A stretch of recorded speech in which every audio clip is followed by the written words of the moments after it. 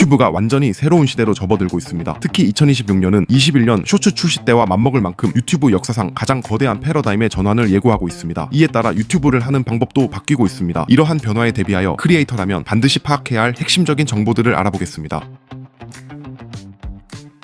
인스타그램과 틱톡은 숏폼 위주의 플랫폼입니다. 유튜브는 롱폼 중심이었다가 2021년이 되어서야 뒤늦게 쇼츠를 도입했습니다. 즉 유튜브는 숏폼 생태계에서는 가장 늦은 후발주자입니다. 틱톡보다 무려 4년이 늦었습니다. 틱톡은 짧은 세로 영상을 통해 극도로 빠르게 성장했습니다. 유튜브를 제치고 시청시간 1위를 차지한 적도 있습니다. 이처럼 틱톡이 전세계적 트렌드가 되며 유튜브 또한 쇼츠를 도입하게 됩니다. 늦은 만큼 경쟁에서 우위를 점하기 위해 유튜브는 쇼츠의 노출을 극적으로 끌어올렸습니다. 그 결과 쇼츠는 하루 평균 700억 회가 조회될 만큼 입지가 커졌습니다.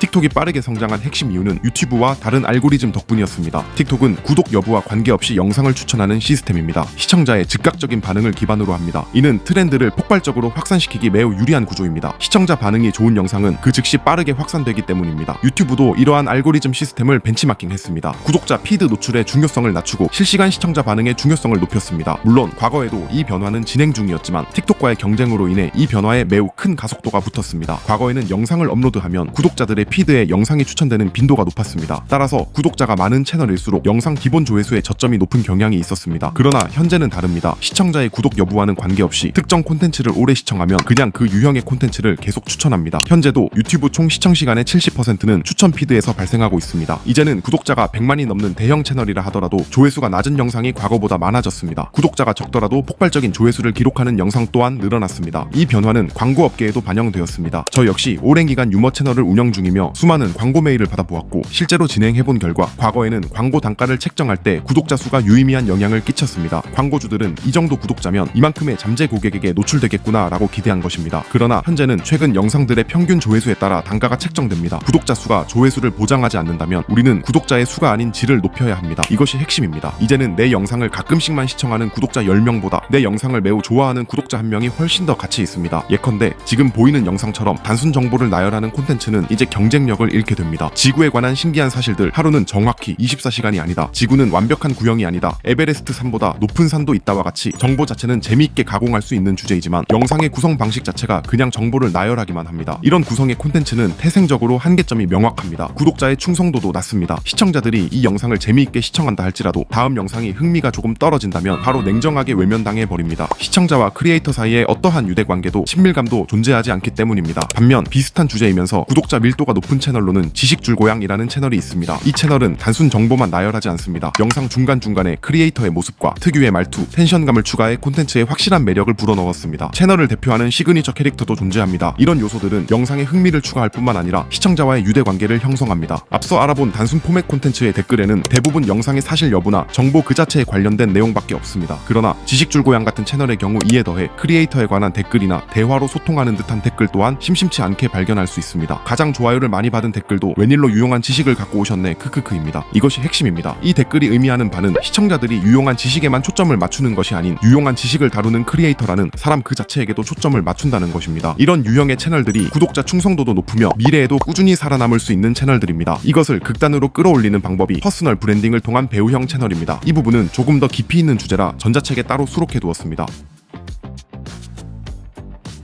유튜브 알고리즘의 역사를 크게 과거, 현재, 미래 3단계로 나눠 보겠습니다. 초창기 유튜브에는 알고리즘 자체가 존재하지 않았습니다. 단지 겉으로만 보이는 조회수, 댓글수, 좋아요수 등으로 추천 영상 순위를 결정했습니다. 이것은 시청자 반응이 핫한 영상들을 순서대로 띄워주기 때문에 높은 조회수를 확보할 수 있다는 장점이 있었지만 동시에 부작용 또한 존재했습니다. 단순 수치로 영상을 추천하다 보니 일부 크리에이터들이 조회수를 위해 어그로성 영상이나 자극적인 영상들을 업로드하기 시작했습니다. 유튜브는 이 문제를 해결하기 위해 알고리즘을 체계화합니다. 클릭률, 시청 지속 시간을 비롯한 수많은 요소들을 추가했습니다. 이 조치로 인해 유튜브 플랫폼의 전체 조회수가 크게 감소하게 됩니다. 그러나 시청자 개개인에게 맞춤 영상을 제공할 수 있게 되었습니다. 덕분에 개인당 유튜브 시청시간 자체는 증가해 결과적으로 유튜브는 더 큰 수익을 얻게 됩니다. 조회수의 양보다는 질에 집중했고 결과는 성공적이었던 것입니다. 이 시스템은 최근까지도 이어지고 있었습니다. 그러나 앞으로의 유튜브는 조금 다릅니다. 2026년 유튜브에는 챗GPT, 제미나이 같은 챗봇을 이용한 대규모 언어 모델 LLM이 탑재됩니다. 이러한 인공지능은 여러분 채널의 모든 영상을 매우 구체적으로 분석할 수 있습니다. 있습니다. 영상의 제목, 썸네일 같은 기본적인 데이터뿐만 아니라 영상에 등장하는 물체와 텍스트, 대본의 문맥, 크리에이터의 의도, 배경음악의 분위기가 행복한지 슬픈지, 나레이션 톤이 활기찬지 조용하고 진지한지 등의 분위기까지도 모든 것을 인간처럼 이해하는 수준에 이르렀습니다. 이것은 개인 맞춤형 콘텐츠를 매우 효과적으로 추천할 수 있게 도와줍니다. 이제는 양보다는 질에 신경 써야 할 때입니다. 과거 유튜브는 저가형 무한리필 고깃집과 같았습니다. 콘텐츠의 품질이 조금 떨어져도 괜찮았습니다. 양을 충분히 채워서 결과적으로 총 누적 조회수를 많이 쌓기만 한다면 충분한 수익을 확보할 수 있었습니다. 그러나 향후 유튜브는 프리미엄 고깃집과 유사합니다. 질 좋은 고깃집이 다수 등장하며 기존의 품질이 떨어지는 식당은 자연스레 경쟁에서 도태됩니다. 유튜브는 시청 비용이 무료, 즉 식사 비용이 무료이기 때문입니다. 돈이 들지 않는다면 사람들의 니즈는 당연히 프리미엄 고깃집으로 쏠리게 됩니다. 두 번째로, 대중성을 모호하게 노리는 채널은 예전만큼의 조회수를 기대하기 어려워집니다. 질 좋은 영상들만이 살아남기 시작하면 자연스레 각 분야의 전문성을 갖춘 채널들이 경쟁에서 우위를 차지하게 됩니다. 제가 모든 대중들을 만족시키겠다고 일식, 한식, 양식을 전부 판매한다고 가정해봅시다. 이때 내 일식 메뉴는 일식만을 전문으로 하는 일식당과의 경쟁에서 밀립니다. 내 양식 역시 전문 양식당과의 경쟁에서 도태됩니다. 즉, 한 분야에 집중하는 마이크로 트렌드를 선도하는 크리에이터가 강력한 영향력을 갖게 됩니다. 유튜브는 대중성 중심 플랫폼에서 개인 맞춤형 취향 플랫폼으로 진화하고 있기 때문입니다. 정리하겠습니다. 유튜브의 하루 시청 시간은 약 10억 시간으로 정해져 있습니다. 수요 대비 공급이 넘쳐나는 콘텐츠 포화 시장에서 양으로 승부를 보는 전략은 더 이상 통하지 않습니다. 특히 초보 유튜버일수록 무조건 콘텐츠의 품질을 높이는 데 집중해야 합니다. 또한 모두를 위한 영상보다 확실한 시청자를 위한 깊이 있는 영상이 경쟁에서 유리합니다.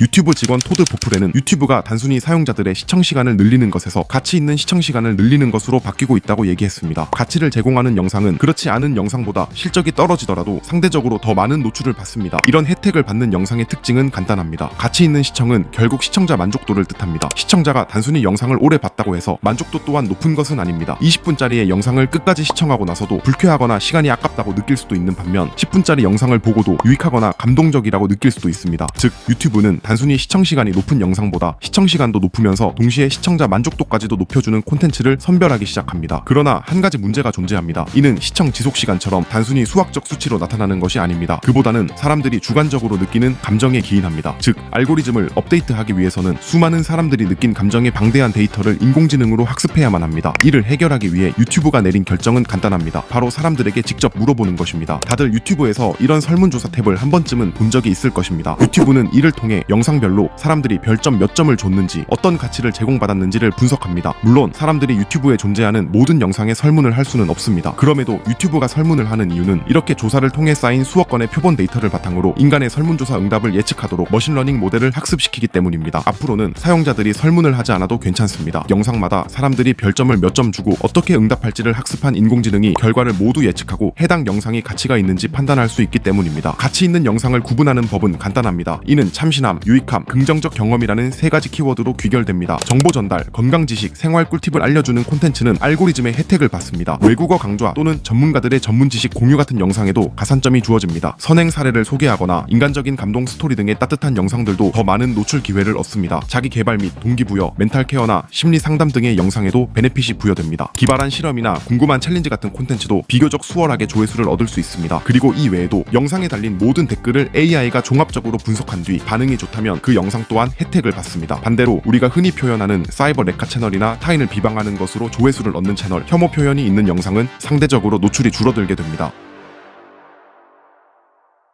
유튜브는 기업입니다. 기업의 목표는 이윤 창출입니다. 이익에 방해가 되는 요소가 있다면 유튜브는 반드시 대응합니다. 대표적으로 가짜뉴스나 거짓 정보를 퍼뜨리는 채널들이 있습니다. 기업이 유튜브에 비용을 지불하고 광고를 송출했는데 그 광고 영상이 사기꾼들의 영상 앞에 노출된다고 생각해봅시다. 이것은 단순히 광고 효과의 하락을 넘어 해당 브랜드의 이미지에 심각한 타격을 줍니다. 이 경우 기업은 당연히 해당 플랫폼에 더 이상 광고를 맡기지 않을 것입니다. 현대경제연구원은 가짜뉴스로 인한 피해액이 연간 30조 원에 달한다고 발표했습니다. 유튜브가 조회수에 따라 수익이 나기 시작하면서 이런 거짓 정보에 경제적인 요인이 추가되었고 일부 크리에이터들이 상업적 이익을 위해 더욱더 자극적인 정보와 극단적인 뉴스를 생산하고 있습니다. 그러나 이제는 인공지능을 통해 정보를 검증하여 거짓 정보를 퍼뜨리는 영상을 보다 효과적으로 잡아낼 수 있습니다. 이렇게 적발된 채널들은 강력한 제재를 받게 됩니다. 현재도 유튜브는 신고가 누적된 가짜뉴스 채널들에게 노출을 줄이는 수준이 아니라 아예 채널을 폭파시켜버리는 점을 상기해봅시다. 정보를 전달하는 채널이라면 팩트체크에 더욱 신경 써야 됩니다. 너무 과한 어그로성 썸네일이나 제목은 지양하는 것이 좋습니다. 어차피 알고리즘이 내 영상을 취향에 맞는 시청자들에게 알아서 잘 노출시켜주기 때문입니다. 자극적인 영상으로 당장의 시청률을 높일 수는 있습니다. 그러나 이로 인해 채널 신뢰도가 하락하면 오히려 손해입니다. 그보다는 장기적으로 채널 지수를 잘 관리하는 것이 훨씬 이득입니다.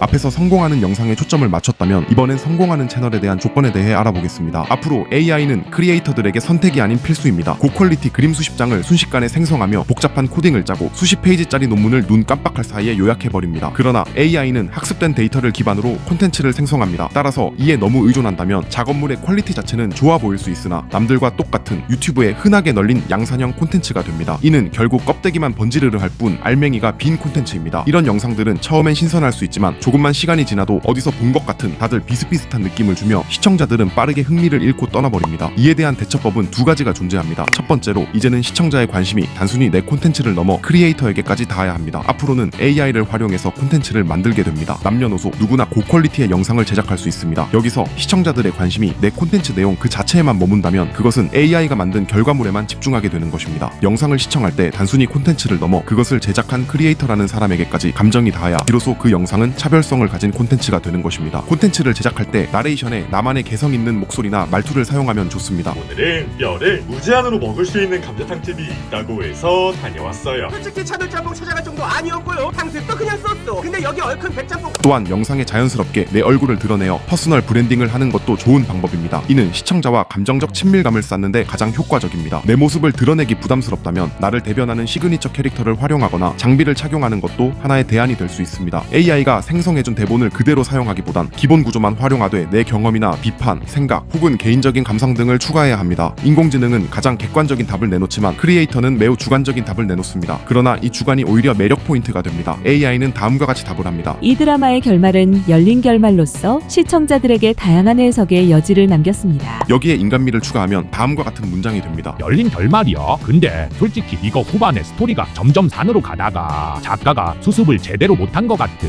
상식적으로 총알을 20발을 넘게 맞았는데 살아남은 것 자체가 말이 안 됨.